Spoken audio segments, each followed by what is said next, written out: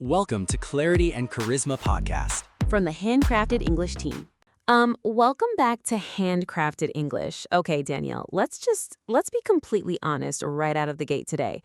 Have you ever walked into a room, started speaking, and felt like an absolute total fraud? Like just completely faking it? Oh, every single day of my life, Emma. Literally this morning, I was trying to explain to the mechanic what was wrong with my car, and instead of using actual, adult automotive words, I just made a bunch of weird grinding noises and pointed aggressively at the hood. I totally faked my way through that conversation. See, that is exactly what we are talking about today.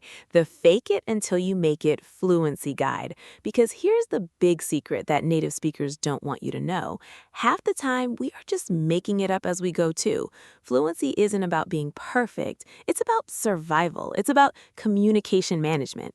It really is, and I think for our A1 and A2 listeners, there is this massive pressure to have every single vocabulary word perfectly memorized before you open your mouth. But today, we want to give you permission to, cheat a little bit, in a nice way, a strategic way. Yes, strategic incompetence, I like to call it, or, conversational scaffolding. So let's break down the first major tool in the Fakin' It toolkit, the arts of the meaningful filler. Daniel, what is your absolute favorite word to use when your brain completely shuts down? Oh, without a doubt, it's right. Or, but if I'm really panicking, I lean heavily on actually. It buys me like 2 full seconds of thinking time. And the best part? It makes me sound like I'm deeply analyzing the situation, when in reality, my brain is just a hamster running on a very broken wheel. Exactly. For B1 and B2 learners, using fillers like, well, to be perfectly honest, or that's a fascinating point, let me think about that, does 2 things. First, it keeps the other person from interrupting you. Second, it gives your brain that precious recovery time to find the actual English words you need. It makes you sound fluid even if you're internally screaming. Right, it's all about managing the rhythm. If you stop talking completely and there's dead silence, the other person might try to jump in and save you, which can feel pretty embarrassing. But if you just say, let me see, you're holding the microphone, you're still in control of the conversation. Totally. And let's talk about body language for a second because this is huge for A1 and A2 learners. If you don't have the words, your face has to do some of the heavy lifting. I remember when I was trying to learn Spanish, I would just nod confidently and say, claro, claro, while having absolutely no idea what was happening. But because I looked engaged, people kept talking to me, and eventually I caught the context. The confident nod, it's a classic. But okay, Emma, let's pivot to a major trap that people fall into when they try to fake it. What happens when you fake it too much and you accidentally agree to something terrible because you didn't understand? Oh no, the accidental agreement. I have done this. Someone asks you a question, you didn't quite catch it, but you want to look fluent, so you just smile and say, yeah, absolutely. And then suddenly just agreed to move a couch up 5 flights of stairs next Saturday. Or worse, you agreed to eat something weird. So to prevent that, here's a premium B1, B2 strategy, the rephrase play. Instead of just faking complete comprehension, you fake that you're just double checking. You say something like, so if I understand correctly, you mean, or just so we're on the same page, you're saying, That is brilliant, Danielle, because it doesn't make you sound like you don't know English. It makes you sound like a highly professional, detail-oriented communicator who just wants clarity. You're completely flipping the script. exactly, you aren't saying I'm lost, you're saying I'm managing this interaction like a boss. I love that, like a boss. Okay, let's look at another scenario. What do you do when you know the word you want to say, but you absolutely cannot pronounce it? Like, it starts with a P, it's a long word, but if you try to say it, your tongue is going to trip over itself. Daniel, go. What's the backup plan? Oh, you immediately use a synonym or a descriptive phrase. We call this circumlocution, but let's just call it talking around the word. If you can't remember or pronounce the word refrigerator, you don't just stop talking. You say the big cold box in the kitchen where the milk lives. Everyone will know exactly what you mean and the conversation keeps moving. The where the milk lives, I love it. And honestly, it's often much more descriptive and fun. It shows creativity. For our A1 and A2 friends, this is a lifesaver. You don't need 10,000 words, you just need about 500 words and the bravery to combine them in weird, functional ways. Absolutely. It's about breaking the perfectionist mindset. I think so many language learners are terrified of looking silly. But Emma, you and I look silly in English every single day, and it's our native language. Oh, absolutely. Just yesterday, I forgot the word for shoelaces. I literally asked my husband where the foot strings were. He looked at me like I had lost my mind. So if native speakers forget basic words in their own language, you are completely allowed to forget them too. Foot strings, that is fantastic. See, that's the spirit of faking it. It's about resilience. It's about saying, I might not have the exact puzzle piece right now, but I'm going to draw a little picture on a piece of paper and stick it in the puzzle anyway. Yes, foot strings is going to be my new official vocabulary word. But seriously, this brings us to a massive, massive point for our B1 and B2 listeners, the art of the strategic pivot. When you are faking it, you aren't just lying or pretending, you are actively redirecting the conversation to safer, more familiar territory where you can actually shine.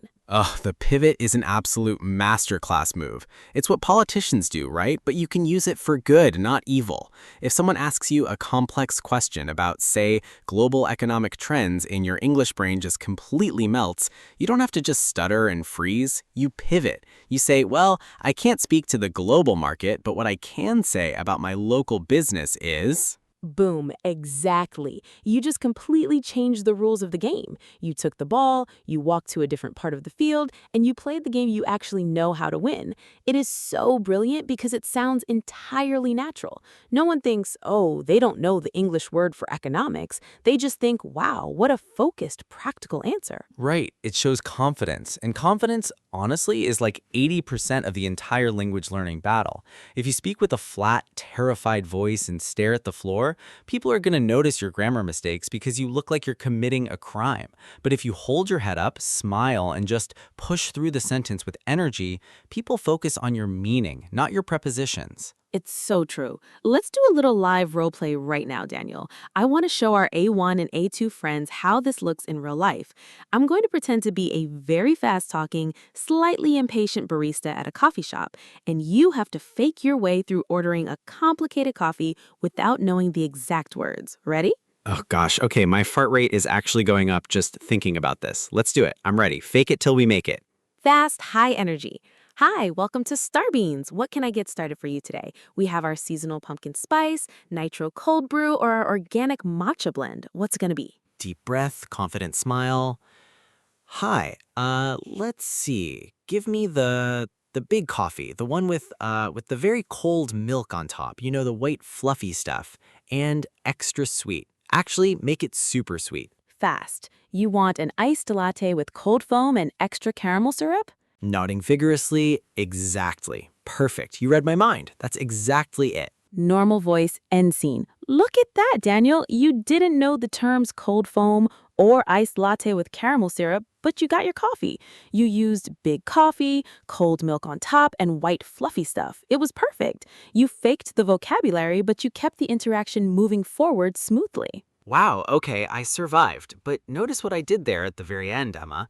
When you said the actual correct terms, iced latte with cold foam, I didn't say, oh, sorry, my English is bad, I didn't know those words. I just said, exactly, you read my mind. Yes, that is the ultimate faking it ninja move. You validate the other person's summary as if that's exactly what you meant all along.